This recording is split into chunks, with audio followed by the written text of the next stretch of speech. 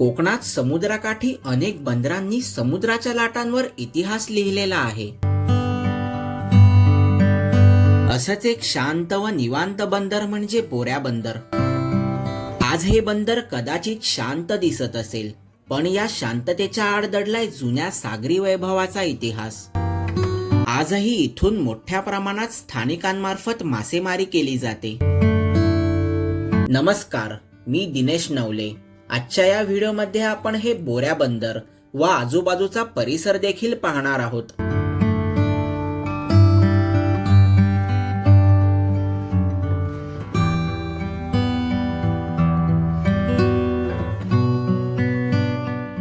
मागच्या व्हिडिओमध्ये गुहागरच्या पालशेत गावातल्या श्री महालक्ष्मी मंदिरात दर्शन घेतलेलं.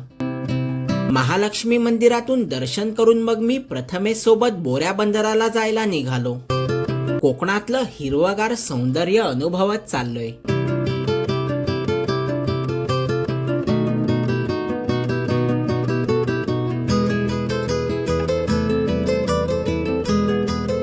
सरळ रस्ता वेळणेश्वरला जातो. आम्ही उजवीकडे बोऱ्या बंदराला जायला निघालो.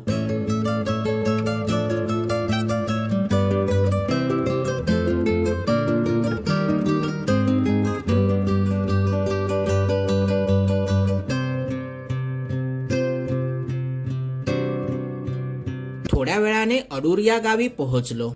अडूर गाव सुद्धा खूपच सुंदर आहे.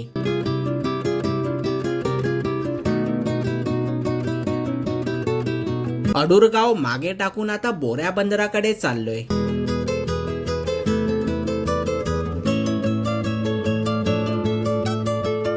वळणावळणाच्या रस्त्याने पुढे आल्यावर दोन रस्ते लागले. डावीकडे कारुळ तर उजवीकडे बोऱ्या.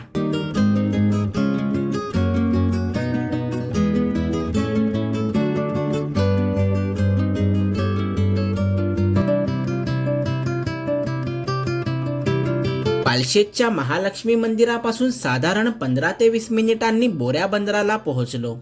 तिथून इथलं अंतर साधारण 9 किलोमीटर इतकं आहे.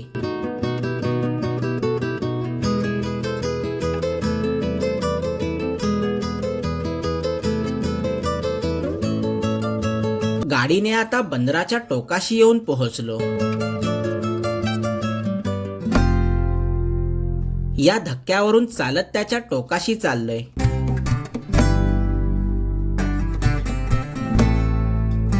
इथे दोन स्थानिक तरुण मासेमारी करत आहेत. आता या धक्क्याच्या टोकाशी आलो व इथून संपूर्ण परिसर पाहू लागलो. बंदराच्या बरोबर समोर जो पांढऱ्या वाळूचा पट्टा दिसतोय तो वेळणेश्वरचा समुद्र किनारा. इथल्या खडकांवर समुद्री शेवाळ जमा झालेले दिसतायत. पालशेत, वेलदूर, अंजनवेल याचप्रमाणे बोऱ्या व बुधलही एकेकाळी परदेशी व्यापाराचे महत्वाचे केंद्र होते. या बंदरातून स्थानिक लोक मोठ्या प्रमाणात मासेमारी करतात व ताजे मासे इथून खरेदीही करता येतात. पाण्यात बऱ्याच बोटीही दिसत आहेत. या बंदरामागच्या डोंगरामागेच बुधल आहे. वेळेअभावी तिथे जाणं झालं नाही. पुन्हा कधी इथे आलो तर तिथेही तुम्हाला घेऊन जाईल. बुधलही पाहण्यासारखा आहे.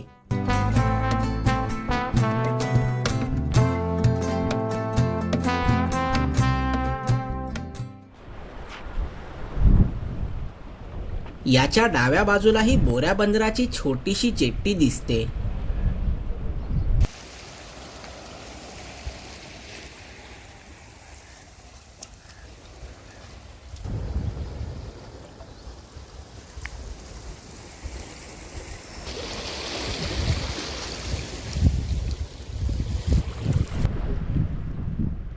बंदराच्या बाजूनेच चढणीची एक छोटीशी कच्ची पायवाट मागच्या टेकडीवर घेऊन जाते.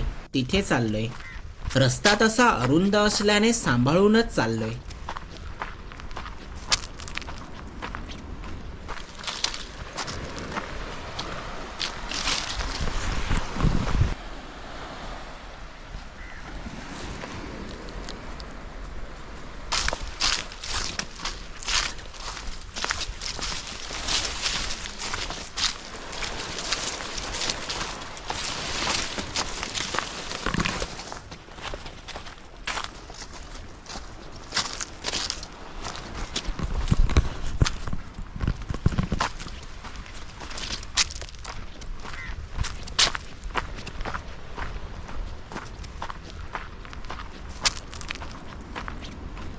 वरून तर बंदर व आजूबाजूचा परिसर आणखीनच मनमोहक दिसतोय. वेळणेश्वराच्या डाव्या बाजूला छोट्याशा टेकडीच्या कुशीत एक मंदिर व काही वस्ती दिसत आहे, तर ते कारुळ गाव.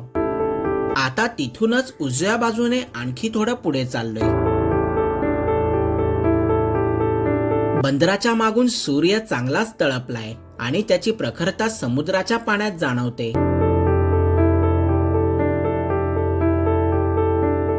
पुढे आल्यावर 2 कातळांमध्ये नैसर्गिकरित्या तयार झालेली घळ दिसली. ही घळ मला हेदवीच्या समुद्र किनाऱ्यावरील बामणघळीची आठवण देऊन गेली. पावसाळ्यात किंवा समुद्र उधाणलेला असेल तेव्हा इथल्या घळीतून मस्त फवारे उडत असतील, जसे आपण बामणघळीतून पाहिलेले. तिथून आणखीन थोडं पुढे चाललोय. काही पावलं चालत येऊन तिथेच एका ठिकाणी थांबून संपूर्ण परिसर पाहायचं ठरवलं. इथे जागोजागी अस्ताव्यस्त विखुरलेले काळे कातळ दिसतायत. हीच वाट आणखीन बरीच पुढपर्यंत जाते, परंतु आम्ही वेळेअभावी तिथपर्यंत गेलो नाही. तिथे थोडं थांबून आता पुन्हा माघारी फिरलो व परतीच्या प्रवासाला लागलो.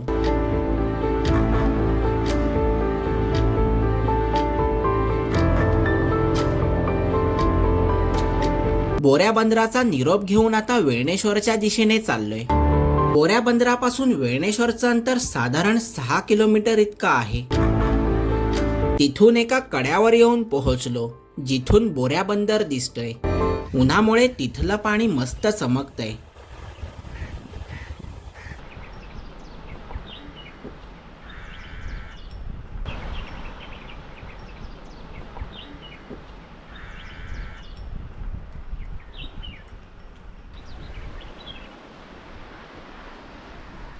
पुढे कोंडकारुळ गाव पार करून आल्यावर खाली कारुळचा समुद्र किनारा दिसतोय.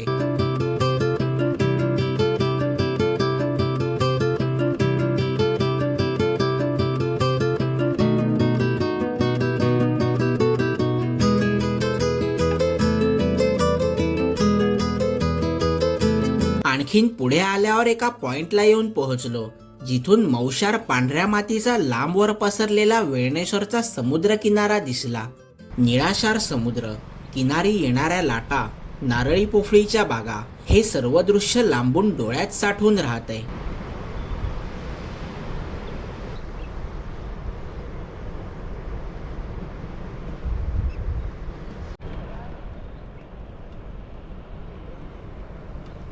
बोऱ्या बंदरापासून साधारण 15 मिनिटांनी वेळणेश्वर मंदिरापाशी येऊन पोहोचलो. मंदिरातल्या वेळणेश्वर महादेवांचं दर्शन घेतलं व निघालो त्यामागच्या समुद्र किनारी. किनारी येईपर्यंत सूर्यास्ताची वेळ जवळ आलेली. कोकणातल्या स्वच्छ सुंदर समुद्र किनाऱ्यांपैकी हा एक समुद्र किनारा. समुद्रात काही बोटी दिसल्या. वेळणेश्वर पासून लांबवर बोऱ्या बंदराचा भाग दिसतोय.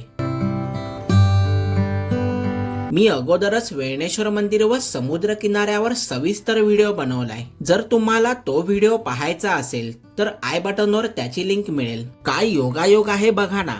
2.5 वर्षांपूर्वी जेव्हा मी पहिल्यांदा गुहागरला आलेलो, तेव्हा मी माझ्या त्यावेळेच्या सिरीजची सुरुवात वेळणेश्वर मंदिर व वेळणेश्वरच्या समुद्र किनाऱ्यापासून केलेली, आणि यावेळेच्या गुहागर सिरीजचा शेवट देखील मी वेळणेश्वराचा आशीर्वाद घेऊन करतोय.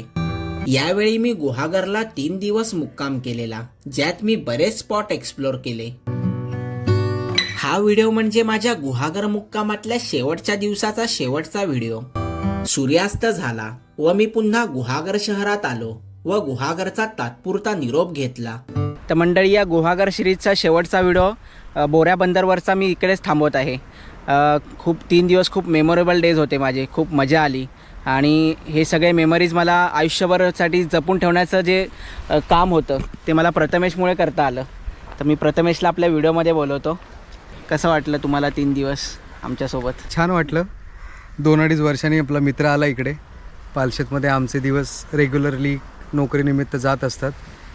असे पाहुणे आले की जरा दिवस 2-3 आमचे बरे जातात. चांगले दिवस गेलेले आहेत आणि आजचा हा शेवटचा व्हिडिओ, शेवटचा दिवस. मागच्या वेळेला गुहागर सिरीज करून हे साहेब गेले होते.